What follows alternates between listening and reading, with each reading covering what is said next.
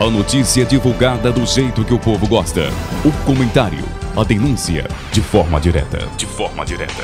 É a TV Caldeirão, no momento do Judiciário Feirense. E nesse momento nós estamos direto da 2ª Vara Crime em Feira de Santana e vamos falar com o excelentíssimo senhor juiz de direito Antônio Henrique da Silva. Ele que chegou há pouco mais de 5 meses em Feira de Santana e tem se destacado pelo seu trabalho, pela sua competência, pela sua honestidade e pela sua forma de agir e de trabalhar em Feira de Santana, e baseado nisso tem causado uma polêmica muito grande. E diante, ele deu 2 entrevistas em nossa emissora e foi muitos comentários, muitas perguntas dos internautas que pediu que nós viéssemos aqui até a 2ª Vara Crime. Nós tentamos, depois de muita insistência da nossa redação, nós conseguimos, com o excelentíssimo senhor juiz de direito, uma pauta para que ele pudesse falar quantas audiências de custódia é feita durante um mês na cidade de Feira de Santana. É uma pergunta que ela não tem como se dar uma resposta exata. Por quê? Porque nós temos aqui uma excrescência aqui na comarca de Feira de Santana, que é a não realização de audiências de custódias nos dias que sejam feriados, pontos facultativos ou domingos, né? Feriados, pontos facultativos e finais de semana. Não ocorre audiência de custódia. Por exemplo, no último feriadão que tivemos, foi feriado da Proclamação da República, dia 15 de novembro. Os presos do dia 14, que foi véspera do dia 15 de novembro, não tiveram audiência de custódia. Os presos do dia 15 também não tiveram audiência de custódia. Os presos do dia 16 também não tiveram audiência de custódia. Ou seja, só teve audiência de custódia aqueles presos que foram presos no domingo, do feriadão. E aí esses foram apresentados na segunda-feira e foi feita a audiência. Veja, isso é uma excrescência, né, que ocorre aqui em Feira de Santana. Por quê? Feira de Santana não é qualquer cidadezinha, não é uma cidade pequena. É uma cidade com mais de 600 mil habitantes. E a resolução do CNJ de número 213, né, essa resolução, ela está aqui, eu vou passar para você. Toda ela integralmente, ela data de 15 de dezembro de 2015. Nós estamos em 2018, né? No dia 8, né? Ou dia 7. Dia 7. Ou seja, daqui a 8 dias ela completará 3 anos. Ora, a essa altura, senhores, não há sentido algum em essa resolução não está sendo aplicada na sua integralidade no Brasil todo, especialmente nas comarcas com um número razoável de habitantes, como é a comarca de Feira de Santana.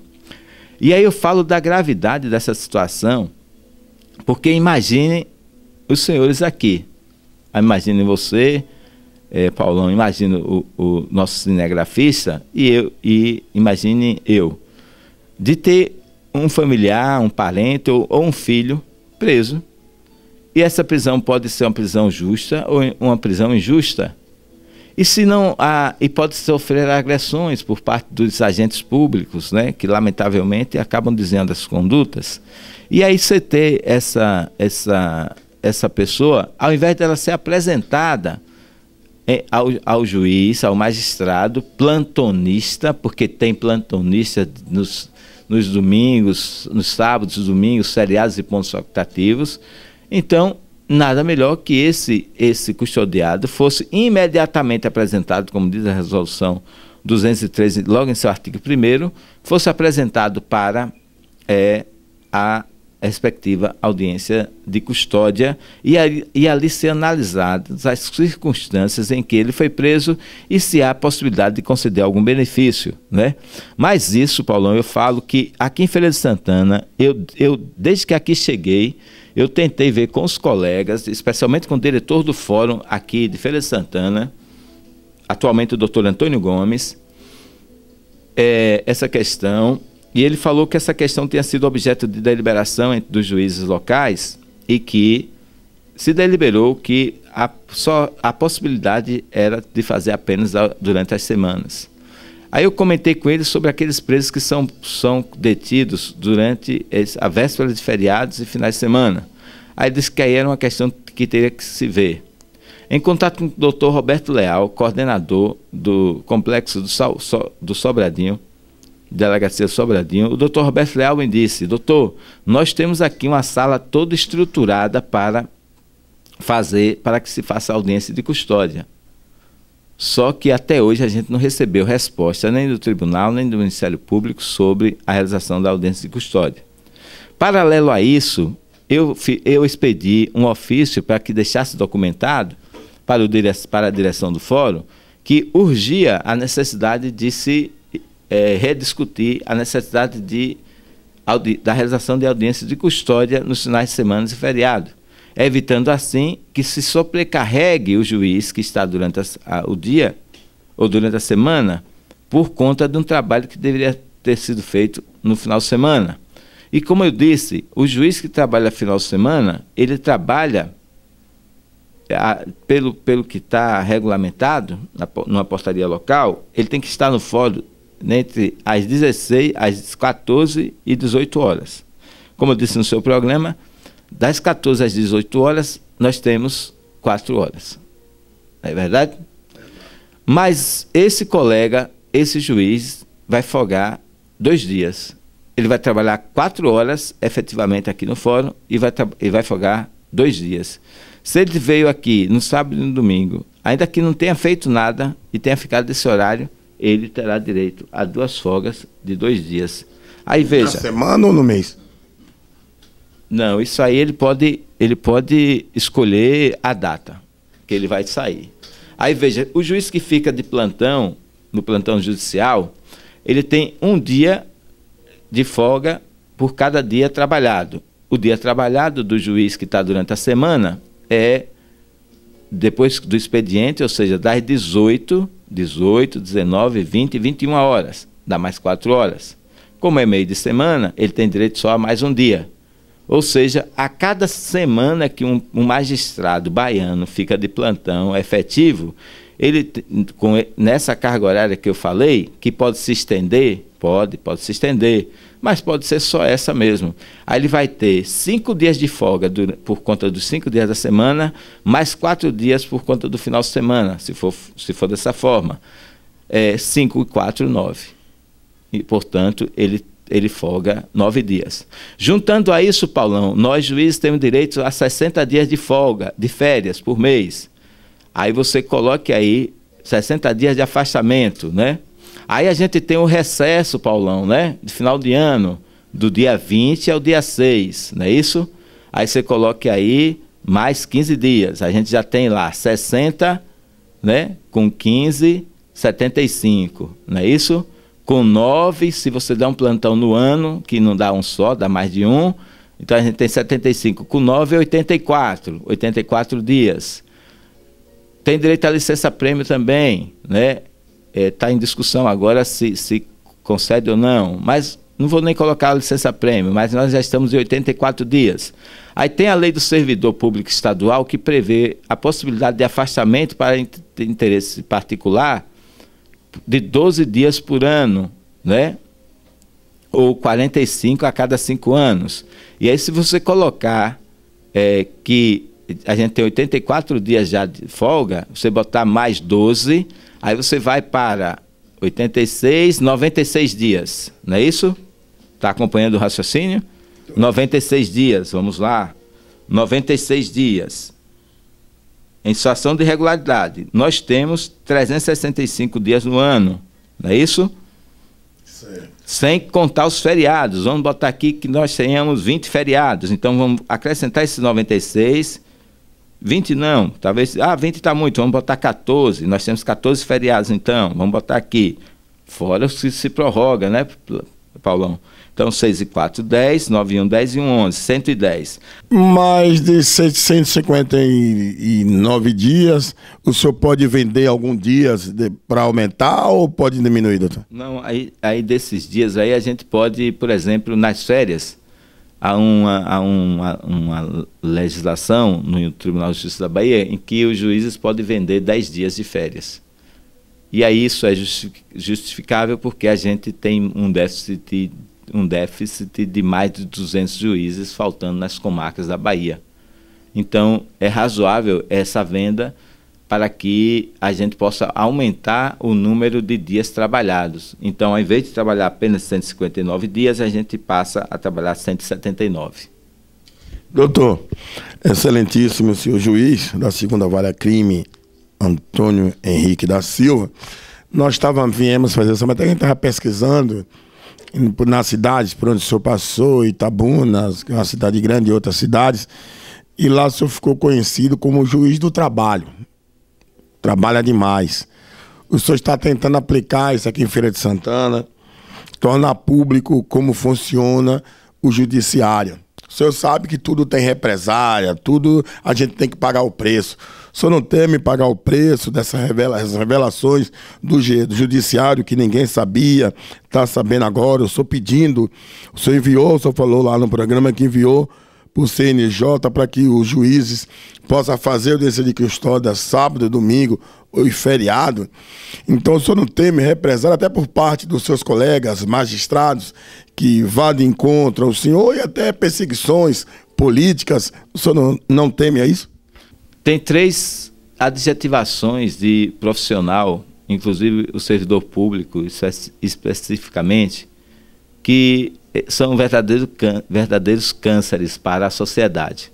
Quais são eles? Primeiro, o juiz, no caso nosso aqui do Poder Judiciário Baiano, o juiz preguiçoso.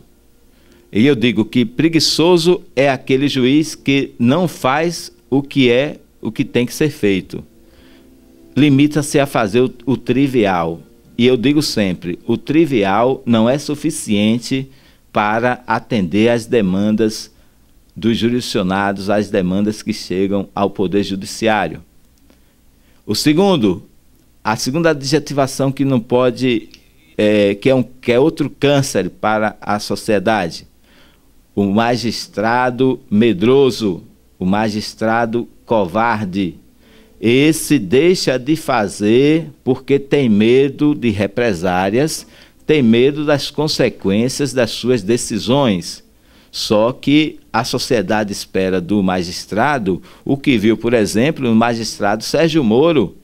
No magistrado Sérgio Moro, que você... Mas ele tinha um apoio lá do Conselho de Justiça, dos próprios magistrados. O senhor tem esse apoio aqui em Feira de Santana, aqui na Bahia? Não, eu não sei, Paulão, eu não sei. Eu posso dizer o seguinte, que Sérgio Moro, além do apoio que teve dos seus pares, teve o apoio também do Tribunal Regional Federal da 4ª Região, o tribunal ao qual ele pertence, porque se não tivesse, nada disso que aconteceu aconteceria não, meu querido. Verdade. Nada disso teria acontecido.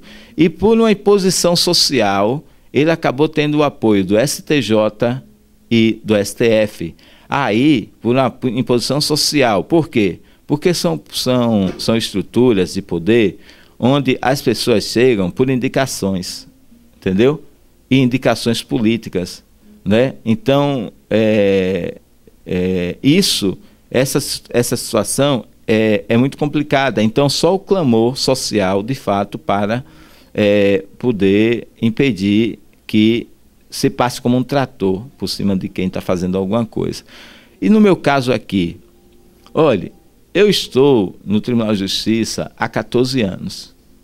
Tive, no primeiro momento, nos meus 2 primeiros anos de magistratura, uma situação que me levou a um quadro depressivo, por conta de uma situação inusitada, né? Eu virei juiz aos 39 anos de idade. Paulão, eu trabalho desde os 12 anos de idade, como eu disse naquele dia lá. Eu já fui cobrador de ônibus, de 2 ônibus velhos que meu pai tinha lá em Paulo Afonso, e fazia linhas para Brejo do Burgo, um deles, o outro para a cidade de Rodelas e de Belém São Francisco. Cidades, Paulo, inclusive, que depois de anos, isso foi em 1979, 77, depois de anos eu voltei como juiz de Rodelas e como professor de Direito Processual Civil da Faculdade FACESC em Belém do São Francisco. Aí veja como a história dá voltas. A pessoa que passou ali um dia como cobrador de ônibus do pai, 2 ônibus velhos que o pai tinha, voltou para a mesma localidade como magistrado nenhuma e como professor universitário de outra. E aí eu vim aqui para a Bahia, salvo engano, no dia 22 de dezembro de 1996. E quando eu cheguei em casa, voltando da viagem daqui, que eu vim tomar posse, que eu vim resolver a documentação do TRE, quando eu cheguei em casa, eu me deparei, Paulão, com uma carta da Polícia Federal, dizendo que eu deveria me apresentar com o devido enxoval no início de fevereiro de 97 para iniciar o curso de formação para agente de Polícia Federal. O senhor também tinha feito o concurso? Também tinha feito o concurso no ano de 1993 e só fui chamado em 97. Eu fui chamado na última turma do que foi chamado para o concurso.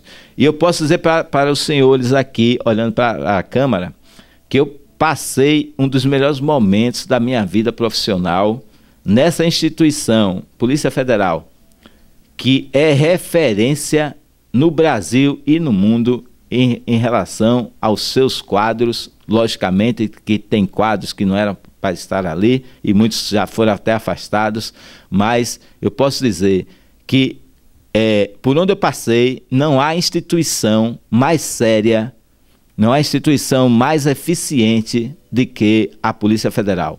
Se nós tivéssemos uma Polícia Federal estruturada para todo o país, não tenha dúvida, Paulão, que até autoridades judiciais que cometem ilícitos e não são alcançadas, se tivéssemos uma Polícia Federal estruturada, elas também seriam alcançadas. Porque não adianta dizer que combate a corrupção, Paulão, se envolvendo em atos de corrupção, pequenos ou grandes. Eu sou radicalmente contra, eu tenho ojeriza à corrupção.